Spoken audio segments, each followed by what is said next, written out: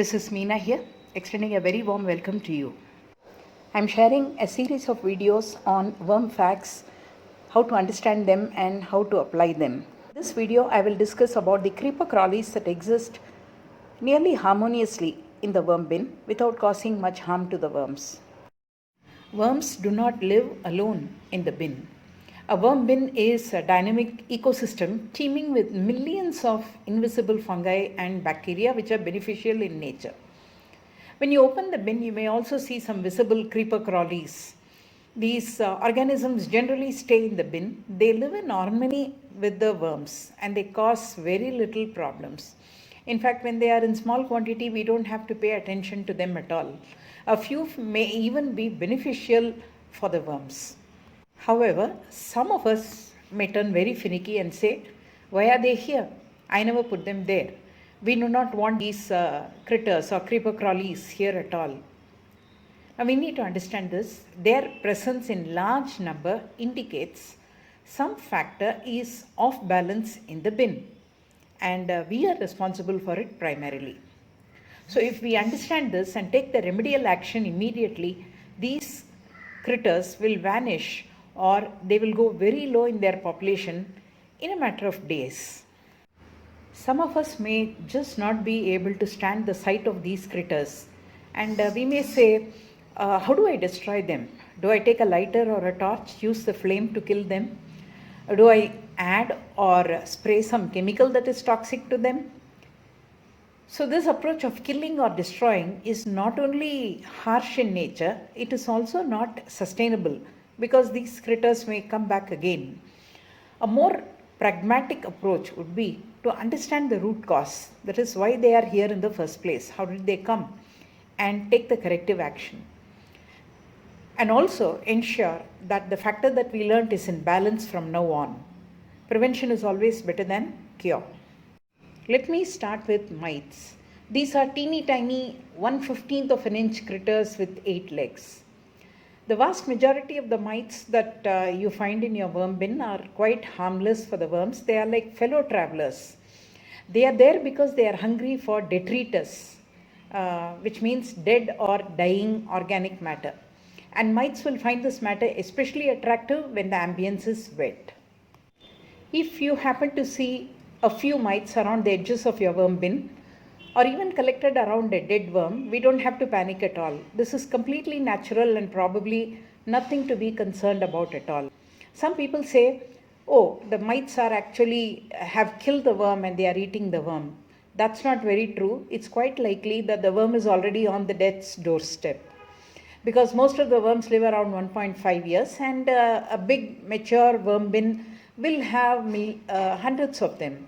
So chances are that several worms are dying each day and they themselves become food for the mites in your bin. In order to prevent the mite population from growing to very annoying levels, you need to do two things.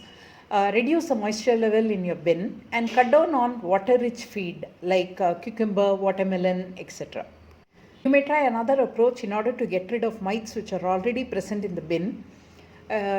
You may reduce the food and water input, and you may also place some potato slices or melon rinds or even damp newspaper on the surface of the bedding, and once mites have collected there, you can remove them.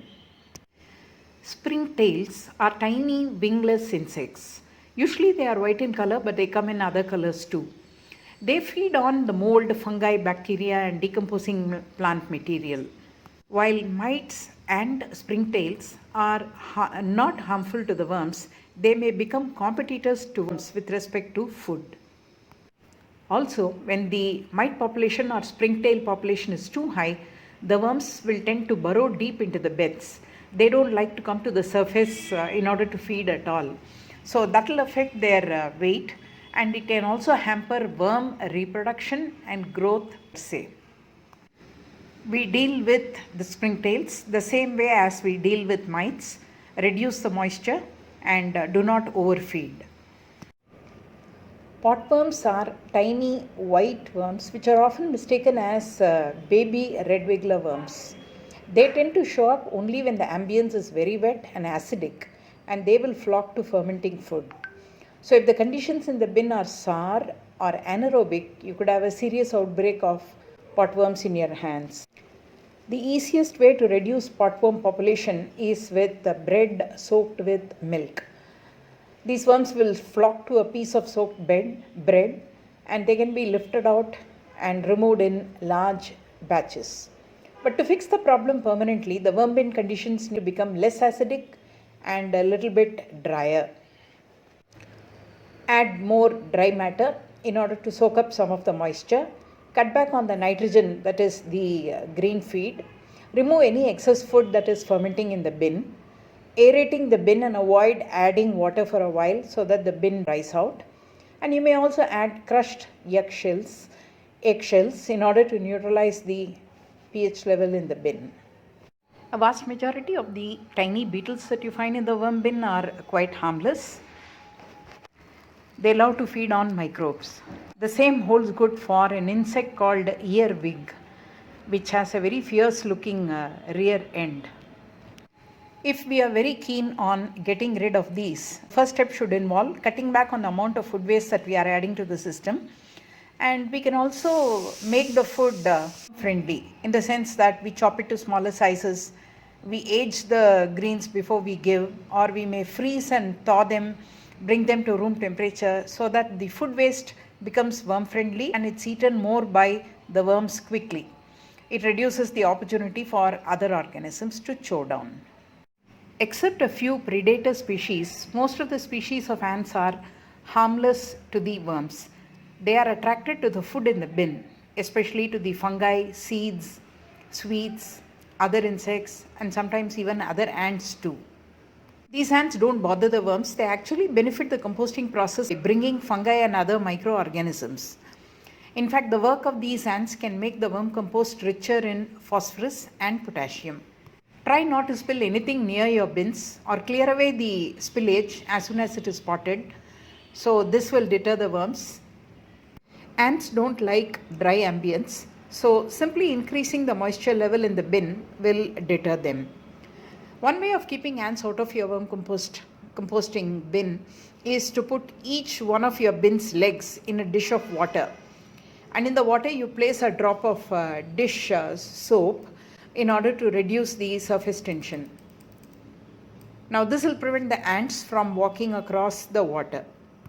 You may also create a moat-like structure by placing pans of water with blocks of wood as support for the bin. So the ants will not be able to gain access into the bin. Cinnamon and turmeric powder sprinkled around the bin will also encourage the ants to move on. Millipedes are vegetarians. They eat the decaying plant vegetation and they are quite harmless to earthworms. You may find sometimes maggots or soldier fly larvae in your worm bin. These are typically found in a aerobic composting bin. So they love to live in a hot and wet atmosphere. So a large population of soldier fly larvae may actually heat up the bin, and they may also eat the green feed faster. Otherwise, they do not by themselves cause any harm to the worms. Reducing the feed and reducing the moisture level will usually solve the problem of maggots. Fruit flies are harmless to the worms, but they are considered a nuisance by many of us. They are attracted to ripened or fermented fruits and vegetables. Fruit flies reproduce very quickly and very abundantly.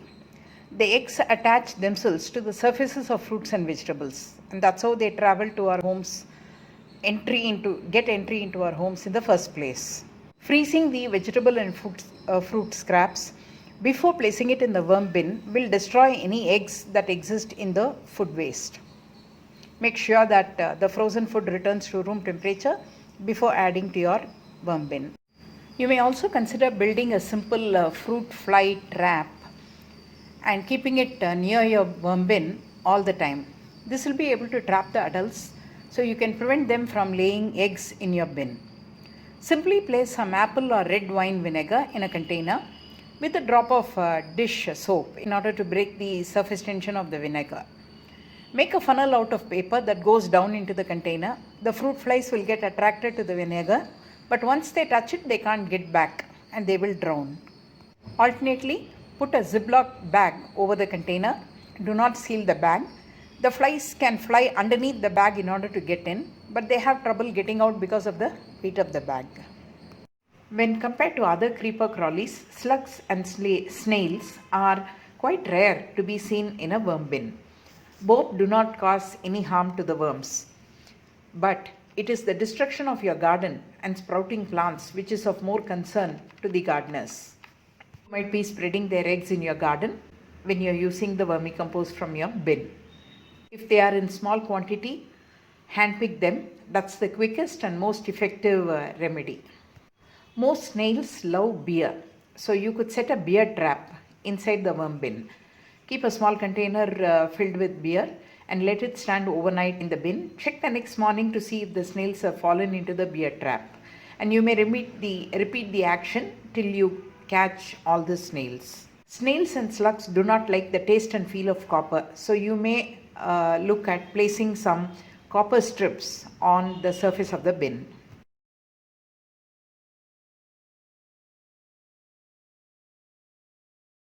In the next video, we will discuss about predators for the worms. We'll also discuss about the observable signals given by the worms and how to take actions on them. We will look at how not to disturb the worms at all when we manage them. Thank you for watching my videos. Have a great day.